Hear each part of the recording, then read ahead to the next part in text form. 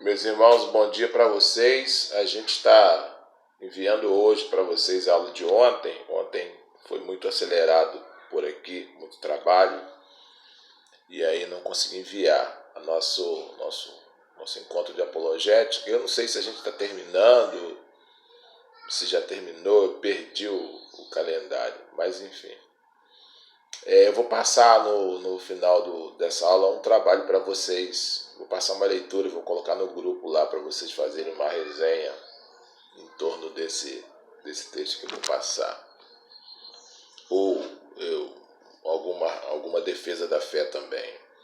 A gente vai usar um pouquinho o livro de Hebreus, a princípio o capítulo 3, né, onde o autor, que eu defendo, né, e qualquer pessoa pode discordar disso, não tem problema, porque é uma compreensão minha de que o autor é João. Então, para mim, João faz uma defesa aqui em Hebreus capítulo 3, uma relação entre o que aconteceu no deserto, lá na experiência do bezerro de ouro, e que ele vai apresentar nesse caso muito mais do que uma questão idólatra, com o desejo desse grupo de retornar aí a algum aspecto da fé tipo judaica. Vamos classificar, existem várias razões pelas quais o autor escreveu esse livro. Uma delas é que seria para um grupo de cristãos tentando voltar ao judaísmo, mas essa é uma hipótese bem remota, existem outras. Mas vamos considerar um processo de judaização da igreja naquele contexto e muito vivido hoje também no nosso contexto. Mas antes eu quero destacar algumas coisas interessantes. A primeira questão apologética é importante para você perceber. Eu até já passei uma leitura um pouco sobre isso, passei uma aula de alguns valores da sociedade, mas a gente compreender de forma muito profunda a realidade da igreja contemporânea, a realidade do nosso tempo enquanto igreja, não exatamente a realidade do mundo que a gente vive. Isso eu já passei para vocês sobre os valores desse tempo contemporâneo. Então, o que a gente tem a nível de igreja? Claro que também vocês podem discordar, isso é uma posição minha, né? É o entendimento que eu tenho do que eu tenho visto, do que eu tenho vivido e do que eu tenho ouvido. Então, eu agora tomei uma decisão, inclusive nas lives que eu sou chamado para fazer, eu estou falando o que eu penso sobre aquele tema, claro, com fundamentação teórica, né, baseado em autores que eu estudei e li, mas é o que eu penso e, sendo assim, ele está aberto à discussão e também não tem nenhuma pretensão de ser um achado, não tem nenhuma pretensão de ser uma verdade e não tem nenhuma pretensão de não ser questionado. Exatamente por isso que eu, ao dizer que é um pensamento que eu tenho, ele está aberto ao questionamento e eu acho isso saudável, legítimo e muito importante para o crescimento humano. Então, a primeira coisa que eu quero destacar a nível de igreja, e eu já falei sobre isso, eu quero fazer uma rápida passagem nisso, é de que a gente tem uma igreja completamente secularizada. Eu nem gosto de uma igreja antropocêntrica, que seria uma igreja voltada para o homem, mas eu prefiro o termo secularização. Então, a gente já sabe que secularizar, e isso está lá num dos valores que eu passei dessa sociedade, que ela é uma sociedade secularizada. Secularizar é horizontalizar a vida na esfera terrena. É você dispensar qualquer possibilidade de relação com algo que seja não secular, não terreno, ou seja, que seja eterno, divino, celestial, enfim. Então a gente tem uma igreja muito voltada para a questão terrena, para a questão da secularização. Isso você vê nas pregações triunfalistas, nas propostas eclesiológicas, da igreja que não tem mais sofrimento, da igreja que promete uma série de questões terrenas. Então a pregação é um triunfalismo muito sem preço, focado que na satisfação pessoal do indivíduo no aqui e agora, nas suas realizações. E Deus, na verdade, existe para quê? Para atender essas expectativas humanas, para realizar os desejos, os sonhos humanos. Então essa é uma questão que você precisa ficar atento e lutar muito contra isso, né? Fazer com que a igreja compreenda o mundo terreno, secular, viva nele, pregue o evangelho nele, mas nunca desconsidere que nós somos um povo celestial, um povo eterno e que temos uma mensagem muito mais celestial do que terrena. É uma frase, né, repetida por todos nós, quando a gente tem lá a questão das parábolas dos perdidos de Lucas 15, dos 3 tipos de perdido, né? A ovelha, que é o perdido, que sabe que está perdido e não sabe voltar, por isso o pastor vai buscar, e da moeda, que está perdida, não sabe que está perdida, não sabe voltar, por isso a mulher procura diligentemente. E o filho, que está perdido, sabe que está perdido, sabe voltar, o pai espera. E um pouquinho à frente, no encontro de Jesus com Zaqueu, ele fala que veio buscar e salvar o que se havia perdido. Nessas 3 parábolas, repete-se muito a palavra perdido e a palavra festa e a palavra alegria. Então o texto fala que há mais alegria no céu por um pecador que se arrepende do que por 99 justos, ou seja, de pessoas que já foram salvas, né? Então hoje a gente tem uma inversão disso. Há muita alegria na igreja quando uma pessoa é curada de uma doença física. Eu diria que nem há alegria quando é salvo, porque a gente não vê conversão nas igrejas, né? É claro que precisa ter alegria da cura física, mas a alegria é essa terrena. A alegria celestial é provocada quando o evangelho muda o destino de alguém, muda a rota. Mas a gente não tem esse evangelho, a gente não tem conversão, ou tem, né? Aí basta você fazer uma análise da sua igreja local. Então a gente, na verdade, se alegra, se contenta com as curas, com o carro novo, com essas coisas todas. Sendo assim, a gente tem o quê? A gente tem uma espiral, né? Uma roda. O ser humano determina a pregação, determina a dinâmica do culto e determina a ação de Deus em função das suas expectativas. Então a gente tem uma igreja secularizada. Isso provoca um individualismo muito forte, né? O coletivo fica completamente despercebido. Interessante que eu vi uma fala de um pastor sobre a reabertura das igrejas e me chamou a atenção um aspecto que ele usou, foi o Neil Barreto. E a partir desse decreto de reabertura, cumprindo o protocolo do governo do estado, e ele gravou um vídeo que um amigo meu me mandou, mas isso está no Facebook, dizendo por que eles não iam voltar às atividades no templo.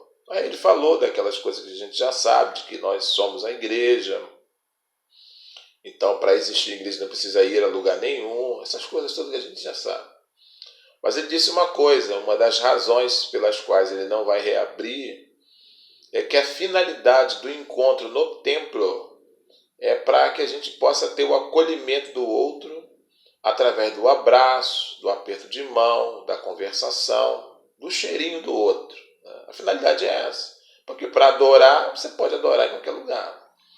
Então, se você vai ter uma reunião que você não pode cumprir esses rituais de abraçar, de estar perto, segundo ele, é um pensamento dele, por isso a gente pode discordar, qual a razão de ter reunião da igreja? Para você colocar um irmão aqui, outro a 3 metros? Ele falou, não tem por essa razão. Aí ele justificou a sua decisão no texto de Eclesiastes, que fala que há tempo de abraçar e tempo de deixar de abraçar. Então ele disse que esse é o momento de deixar de abraçar. Mas esse desejo todo de voltar a reabrir o templo é porque, na verdade, a gente perdeu a noção do coletivo, né? E é claro que eu estou falando isso dentro de uma situação especial, que foi a pandemia, né? Nesse sentido, não é errado cumprir as regras, voltar, não tem nada de errado nisso não. Mas de uma forma geral, essa igreja secularizada, onde o homem determina tudo, se tornou individualista, né? Então a gente tem essa questão aí a ser bastante contemporâneo, né? Então a gente precisa ficar esperto em relação a isso. Uma outra questão importante da situação da igreja, para eu chegar lá onde eu quero, é a questão da perda da identidade. Então, ser cristão há muito tempo é beber e não fumar e não se envolver com questão sexual. Esse é crente. E essa identificação do cristão feita pelo mundo, pelo menos nas minhas observações, ela se dá por 3 esferas. Vestimenta, indumentária, a gente acaba tendo uma vestimenta de crente, por isso que eu procuro sempre quebrar esse protocolo, por uma moralidade castradora dos desejos humanos, né? E na verdade a gente impõe isso ao outro, mas a gente não consegue. Por isso que quando a gente tem um deslize ético, aquelas pessoas que a gente cobraram um comportamento ético, moral correto, caem de paulada. E a outra coisa é o vocabulário, né? Esse evangeliquez, varão, varoa, bênção, a paz, né? A pessoa não consegue conversar, não consegue construir uma linguagem, ela não tem uma estrutura de linguagem da conversação da vida, ela rapidamente traz da sua memória um vocabulário evangeliquez numa conversa estranha, né? Desconhecida, não é língua estranha não, é uma conversa estranha mesmo no português, dispensando todas as questões da existência humana, todos os conflitos. Ou também a quarta possibilidade de identificação é a questão do templo, né? Esse grupo de pessoas que tem um local sagrado, né? Um santuário, e aí identificado ali está a igreja tal, porque ali tem o templo da igreja tal, o santuário da igreja tal, onde todos os dias que tem reunião a gente está lá. Então a gente tem muito essa questão. A outra questão, além da secularização da identidade, é a subjetividade. A verdade ficou subjetiva. Então você não observa nenhuma crítica a um deslize doutrinário, uma interpretação distorcida da Bíblia. A gente não tem esse questionamento.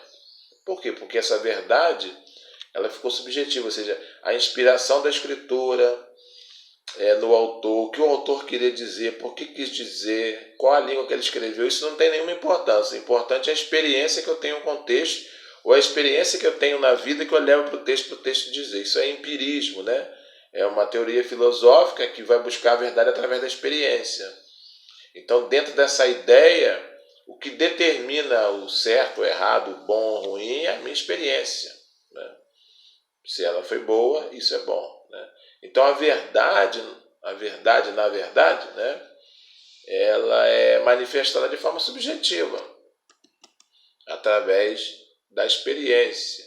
Isso gera uma série de questões, gera misticismo, uma série de questões, mas eu quero chamar a sua atenção para a singularidade do Evangelho, né, do cristianismo, do cristão. Há uma singularidade em relação a Deus. Então, só o Evangelho fala de um Deus que se revelou, né?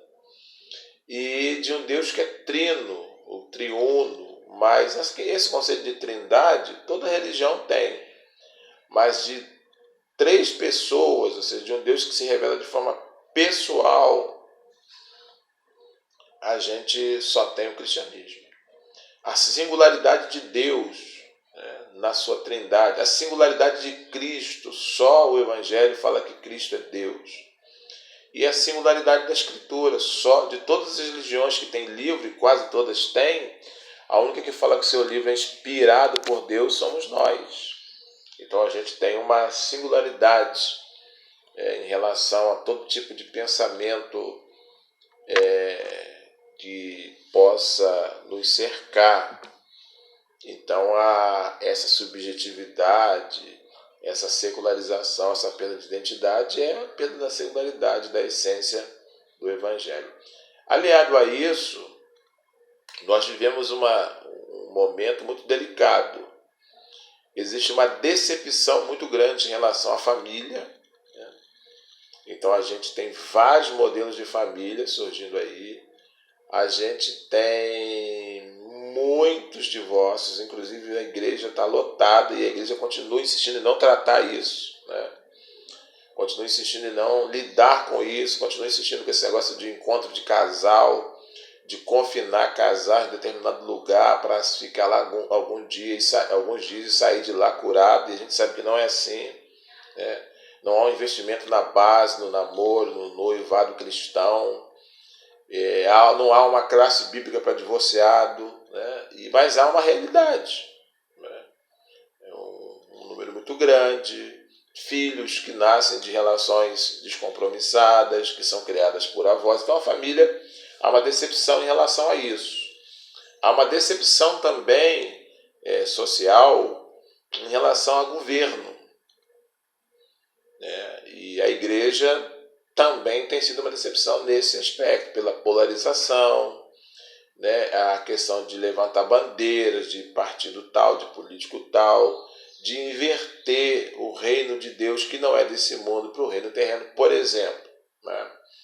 Quando Pilatos chegou perto de Jesus, e Pilatos tinha uma preocupação muito grande, porque uma das acusações que tinha contra Jesus tinha a ver com ele, que era de que Jesus tinha pretensão de ser rei dos judeus, de governar sobre os judeus, e para isso ele teria que depor Roma, libertar os judeus para ser rei dos judeus.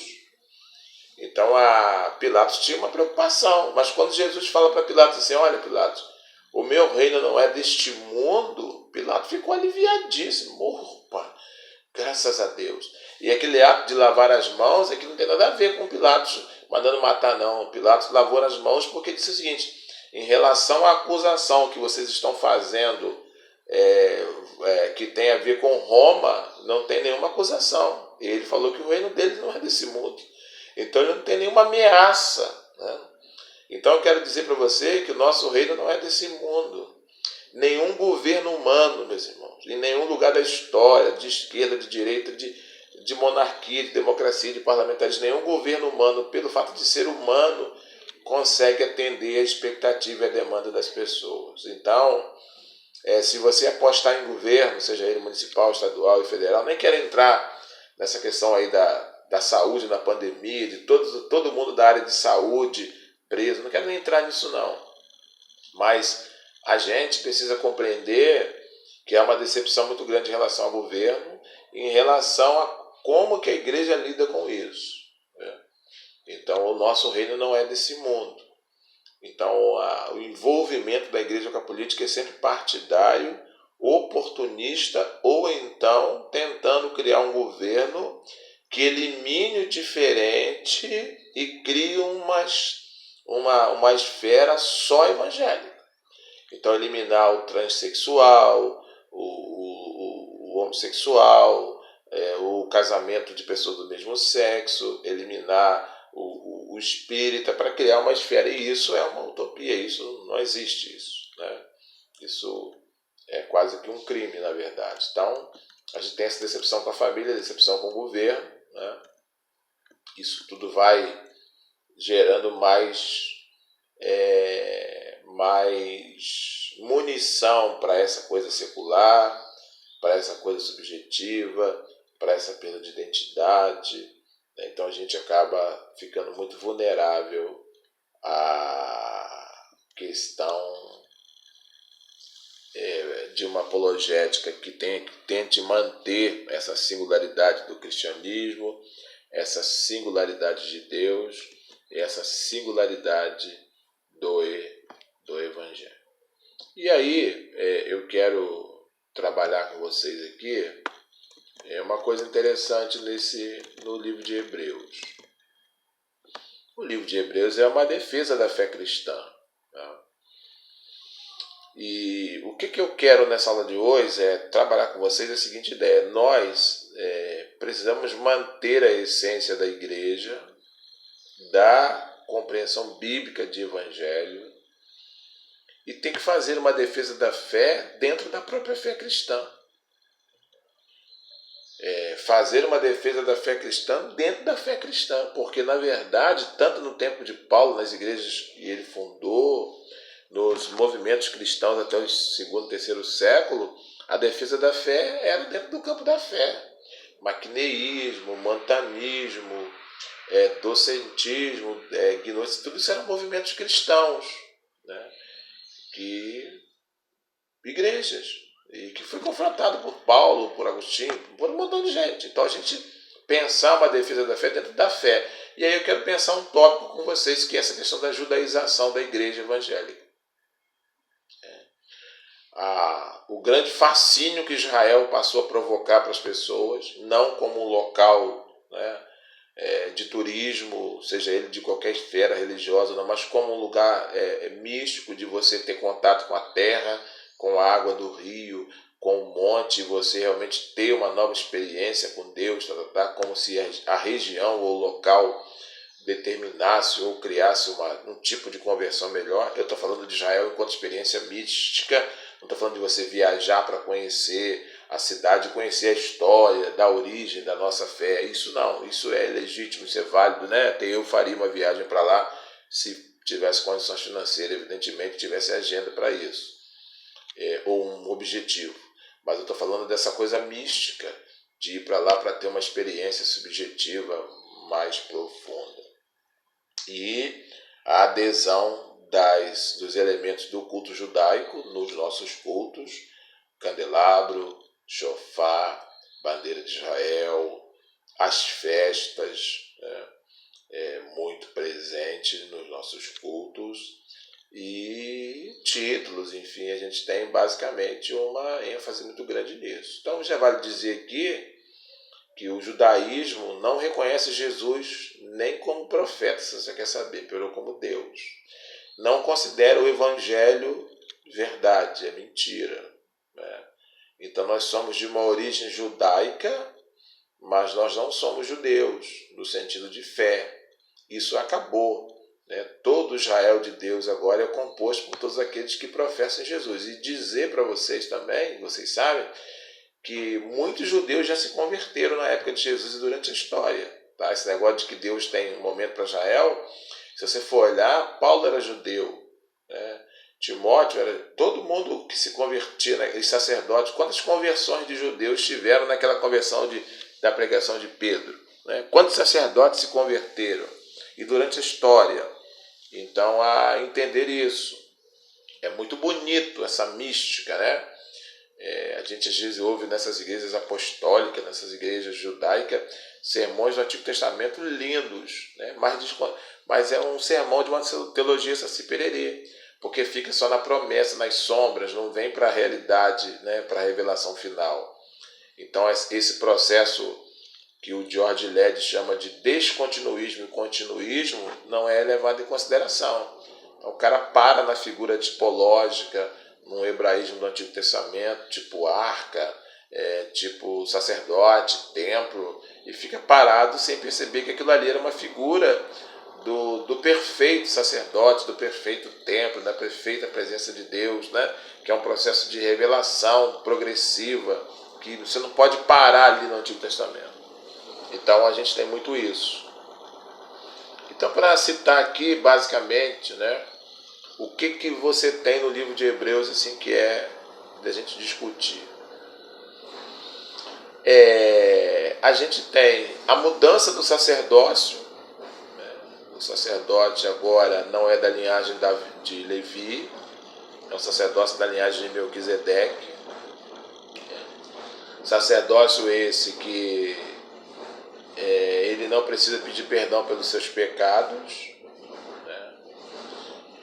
Nesse sentido, né, muda-se também o altar, então não tem mais altar porque não tem mais sacrifício, né, porque o sacerdote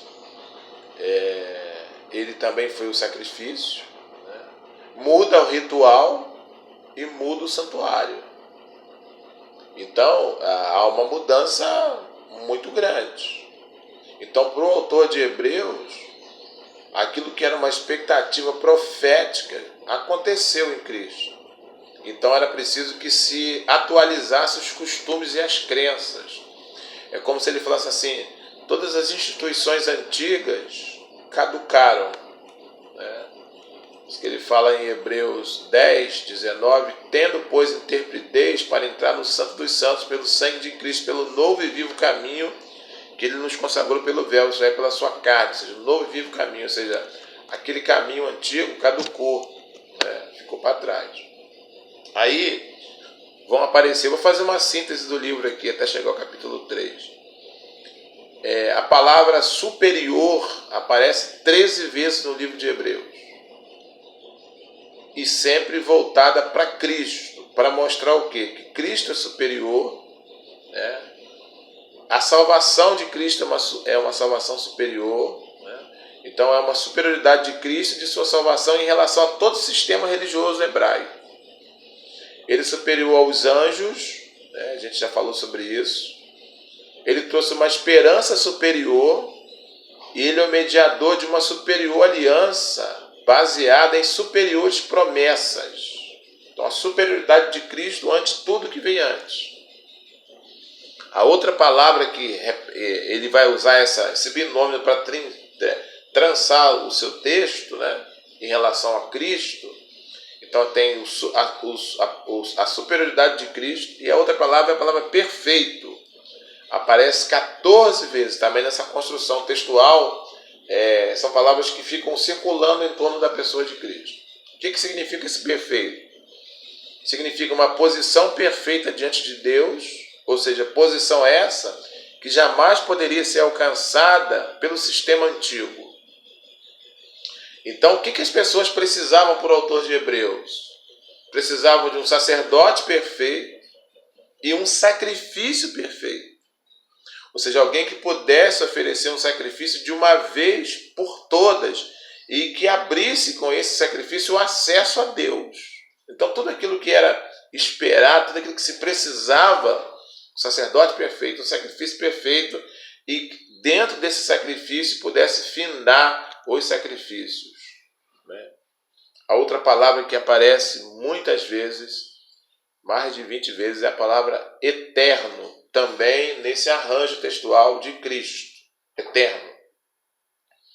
Autor de uma salvação eterna, por meio da sua morte obteve a eterna redenção, Hebreus 9:12. Compartilha com os cristãos a promessa da eterna herança. Seu trono é para todo sempre, ou seja, é eterno. Ele é sacerdote eterno, ou seja, para sempre.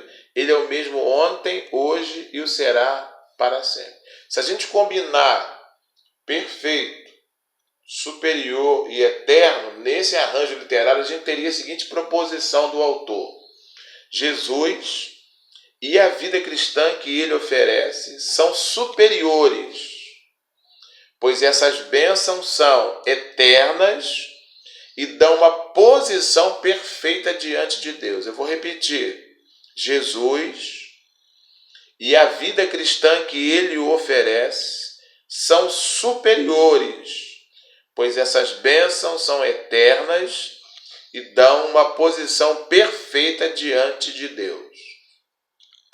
Ou seja, o sistema religioso sob a lei de Moisés era imperfeito, então não podia realizar a redenção definitiva e eterna. Por isso que era repetitivo. Né? Então, Cristo veio trazer tudo que é um oferecimento de coisas superiores, né? De coisas eternas e uma posição perfeita diante de Deus. Uma outra coisa que aparece no livro de Hebreus é a palavra impossível, adinaton, né? No grego. E vai falar de 4 coisas impossíveis que também fazem parte desse arranjo, né? Que é uma defesa de que aquilo que foi prometido não pode não ser cumprido da forma como foi prometido. É impossível que Deus minta, Hebreus 6,18. É impossível que o sangue de ovelhas e bode faça a expiação do pecado. Sem fé é impossível agradar a Deus. E é impossível aos que caíram, ou seja, os que experimentaram a salvação em Cristo, e sair desse estado e voltaram à lei, é impossível dele ser reconduzido ao arrependimento, né? Porque teria que passar por um novo processo de Jesus nascer, ser crucificado, morrer e ressuscitar. Então a palavra é impossível. E a outra palavra está no texto que eu quero ler com vocês de Hebreus 3, 7 em diante. O verso 7 fala assim, de Hebreus capítulo 3. Assim, pois, como diz o Espírito Santo, hoje se ouvirdes a sua voz, não endurecerás o vosso coração como foi na provação no dia da tentação no deserto, onde vossos pais me tentaram pondo-me à prova e viram as minhas obras por 40 anos. Por isso me indignei contra aquela geração e disse, estes sempre erram no coração. Eles não conhecem os meus caminhos. Eu vou parar aqui. Depois ele vai dizer no verso 13, pelo contrário, exortai-vos mutuamente cada dia hoje, a fim de que nenhum de vocês seja endurecido pelo engano do pecado. 15. Se ouvirdes a minha voz, não endurecerás o vosso coração como foi na provação. Essa palavra endurecimento do coração, né, é uma palavra muito interessante no texto, que é a palavra esclerocardias, né? Cardia, coração, esclerose. Nesse texto de Hebreus 3, do 7 a 19, a palavra que faz a construção do arranjo literário desse texto é esclerocardia. Todo o texto está alicerçado, linkado, está em torno dessa palavra, que é esclerose do coração. E essa expressão, primeiro que coração, né, cardia não é órgão, é sede do homem interior. E esclerose, tanto na psicologia, na psicanálise, na psiquiatria, inclusive na teologia, tem vários significados. Então é uma palavra muito rica. O que quer dizer? Não tem uma esclerose do coração. Não tem uma esclerose do coração como eles tiveram. A tradução é muito ruim, né? Não endureceu o coração. Então eu vou listar alguns significados aqui. Perturbação da cabeça, uma neurose, usado na medicina grega, esclerose. Dureza de coração e sentimento, por isso que o autor aqui, a tradução escolhe, né, não endurecerás o seu coração. É uma tradução possível, não dureza de sentimentos, coração cauterizado, insensível. Terceiro, dissecado, aquilo que é duro, aquilo que é árido. Quarto significado, intolerância, rigidez, né? Esse termo foi usado, por exemplo, por Hipócrates, pai da medicina, para se referir a essa neurose mental, a essa dificuldade do ser humano ter uma mente saudável. Então, esclerocardias, né? Esclerose do coração. Ele pede para não ter. Significa também, um outro significado, teimosia, ignorância e imbecilidade. Olha que coisa rica. Está no verso de número 15 também. Se ouvir a sua voz, não tenha esclerose do coração, como foi com o pessoal do deserto. Está falando para esse pessoal aqui, né? Não tenha uma esclerose do coração, não seja imbecil, não seja ignorante, não seja teimoso, né? Não seja seco, não seja dissecado, não seja intolerante, seja uma riqueza de palavras. Então o que ele quer dizer? O que essa palavra quer dizer no texto? Que quem fecha seu coração, o seu ser interior, age sem sentimento nenhum. Né? Apenas ele vai agir motivado por questões de impulsos irracionais, sem controle, sem lógica, né? Sem sentido. Vai agir de acordo com o momento que ele se encontra. Então ele vai dizer o seguinte, que a rebelião dos pais no deserto contra Moisés foi uma demonstração de imbecilidade, mesmo reconhecendo a dificuldade da situação. Eles tinham uma situação difícil, né? Mas a decisão foi uma demonstração de imbecilidade, né? Quando eles viam a dificuldade, eles então tiveram essa esclerose cardíaca. Foi uma rebelião, que foi uma coisa imbecil, uma coisa ignorante, uma coisa árida, mesmo numa situação difícil. Então, naquele momento do problema difícil no deserto, naquele momento, naquela hora, era um momento de ajudar Moisés a resolver a questão, mas eles se opuseram a Moisés. E isso então provoca uma decisão de Deus. Está no verso 10, né? Por isso me indignei contra essa geração e disse: esses estão sempre errando no coração, não conhecem meus caminhos, né? Assim jurei na minha ira, não entrarão no meu descanso. Observem que Deus toma uma decisão, né? Então aqui a gente vai ter uma coisa interessante, vai ter um dilema, que é o verbo ouvir, né? Se vocês ouvirem minha voz, junto com a esclerocardia. Se vocês ouvirem, não endureçam o coração. Por não ouvirem, endurecer o coração. Então, ouvir, esclerocardia, né? Então, esse coração endurecido, essa esclerose do coração, ela se coloca como negação da piste, ou seja, como da fé. E aí vai gerar a apistia, ou seja, a ausência da fé, que vai ser chamado depois de apostasia. Então, essa esclerose do coração nega a fé, gera uma ausência de fé e desemboca na apostasia. O indivíduo nega a crença, né? Passa a descrer e automaticamente ele vai apostatar da fé. Está no verso 12 e no verso 13. Tendo cuidado, irmãos, jamais aconteça haver qualquer de vós perverso do coração de incredulidade que vos afastaste do Deus vivo. Pelo contrário, exortai mutuamente cada um durante o tempo que se chama hoje, a fim de que nenhum de vós seja endurecido pelo engano do pecado, né? A gravidade das esclerocardias consiste no fato de que ele é capaz de negar o Deus vivo, né? É uma coisa muito grave. Então, para que pudesse estar associado a Cristo, ou ao memorial de Cristo, ter comunhão com Ele, era preciso continuar na fé. Está no verso 14. Porque nos temos tornado participantes de Cristo, se de fato guardamos firme até o fim a confiança e que desde o princípio tivemos. Então, é preciso continuar, né? Conservar isso. Ou seja, não basta apenas começar, né? Tem que continuar. Aí ele vai falar de duas palavras aí, que é a palavra arque, que é princípio, e telos, que é fim, finalidade. Então ele fala do começo e do fim, né? E esse arque e esse telos, eles são inseparáveis. Então como é que funcionou lá? Como é que ele está fazendo a alegoria? Olha só. Eles acreditaram em Moisés, em Deus através de Moisés, e partiram do Egito. Arque. Mas depois tiveram uma esclerocardia, uma esclerose do coração, que impossibilitou de alcançar o telos, de alcançar a meta. Então eles saíram do Egito porque acreditaram.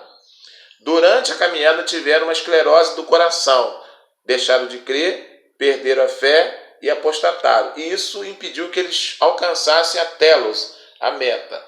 Quando essa ruptura acontece, o desfecho é totalmente infeliz. Aí ele fala, o tempo de ouvir é hoje.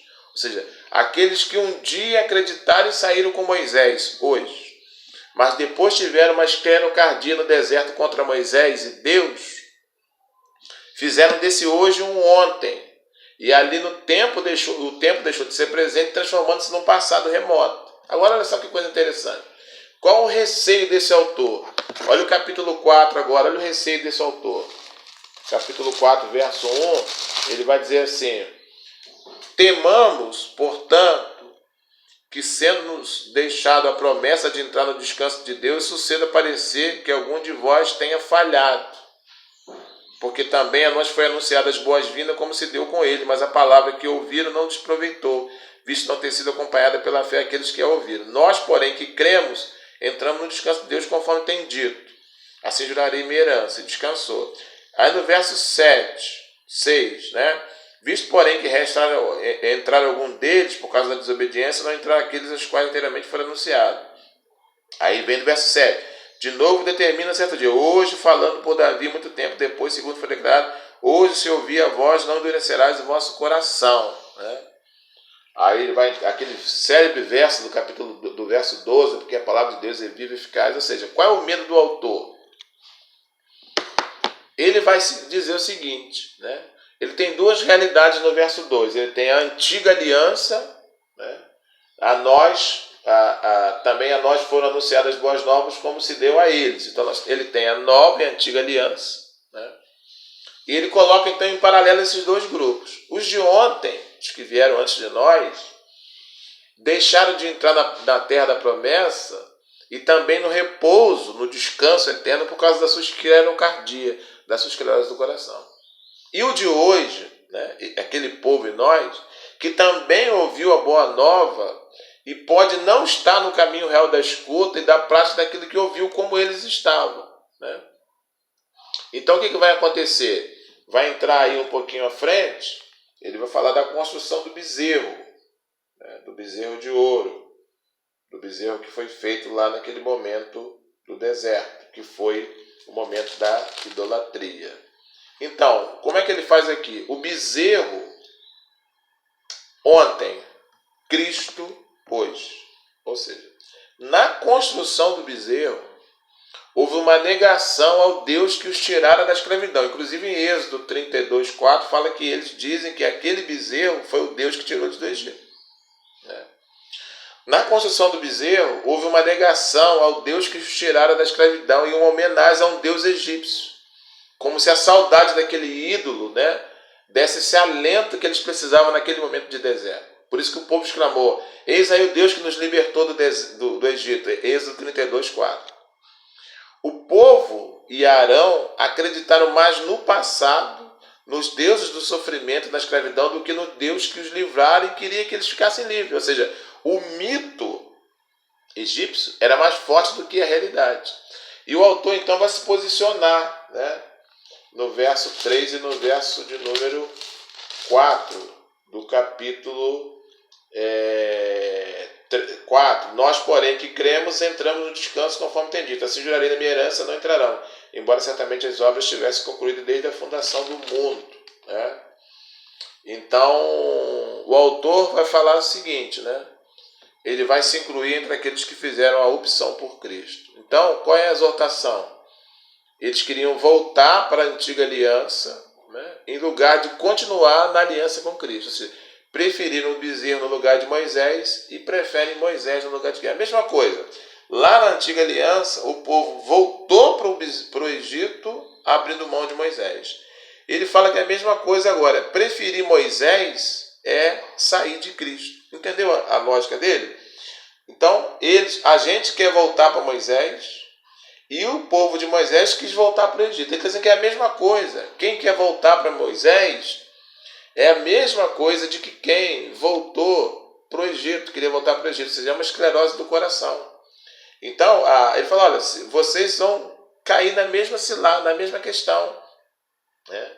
Então, eles vão preferir o bezerro no lugar de Moisés. E vocês estão preferindo Moisés no lugar de Cristo Jesus. Viu como é que a coisa é muito sutil?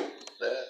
É muito sutil e a gente precisa ficar muito atento, porque a gente pode estar vivendo dentro da nossa fé uma fé do bezerro de ouro, uma fé no Egito, uma fé que está abdicando daquilo que é superior, daquilo que é mais, né, mais relevante, mais esperado.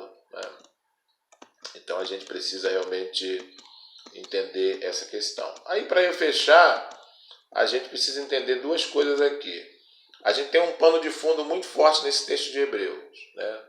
Ele tinha dois panos de fundo. Ele tinha um pano de fundo grego e um pano de fundo judaico. Uma cultura, né? Um contexto. Inclusive, o grego desse texto, o autor não conhecia grego. Ele usou a Septuaginta. Né? Ele não era bom de grego nem bom de judaísmo. Então é uma descoberta interessante, que a gente pensa que o cara não manjava nada, né? Ele usou a Septuaginta. Mas ele tem esses dois contextos. Qual era a ideia do mundo grego? A ideia do mundo grego é que em alguma parte existia um mundo real. E que a ideia platonista, que esse mundo é uma cópia do mundo real, e é uma cópia imperfeita, né? Então Platão dizia que em alguma parte existia um mundo de forma, um mundo de ideias e um mundo das imperfeições, das cópias, que seria esse mundo que a gente está inserido, né? Então todo mundo do mundo grego disse assim, em algum lugar existe um mundo real, né? Existe um mundo perfeito. E a gente está tentando de alguma forma chegar lá. Mas no mundo invisível, essas coisas perfeitas, né, é o mundo que a gente pode chamar de Deus, né? Então eles tinham muito assim uma frase interessante, que era das sombras e as aparências rumo à verdade, né? Considerava isso aqui um mundo imperfeito, mas buscava um mundo perfeito. Então, a ideia principal, que é sair das sombras, das imperfeições e alcançar a realidade. E é isso exatamente que o autor de Hebreus fala, né? Que Jesus Cristo podia capacitar a isso. Então o autor de Hebreu poderia dizer para o grego o seguinte, durante toda a vida de vocês buscam a realidade perfeita, vocês tentam sair das trevas para chegar à verdade absoluta. E é isso, justamente isso, que Jesus pode capacitar vocês a fazer. Depois tem um pano de fundo hebreu, né? O judeu, né?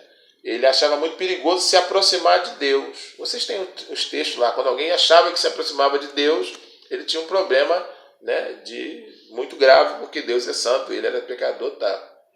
Né? Por isso que tinha o culto do dia da expiação, o bode emissário, né? Então o único ano que o sacerdote podia entrar no Santíssimo, né, e de uma forma muito tranquila, era o dia da expiação. Ninguém entrava ali, a não ser o sumo sacerdote, e somente nesse dia, né? Então era perigoso entrar na presença de Deus e quando o sacerdote demorava um pouco, o pessoal falava, ele morreu, né? Tinha uma preocupação muito grande. Dentro desse contexto, dessa dificuldade de se aproximar de Deus, surge a ideia de aliança, o conceito judaico, bíblico do Antigo Testamento. Aliança significava o quê? Que Deus, em sua graça e por sua livre vontade,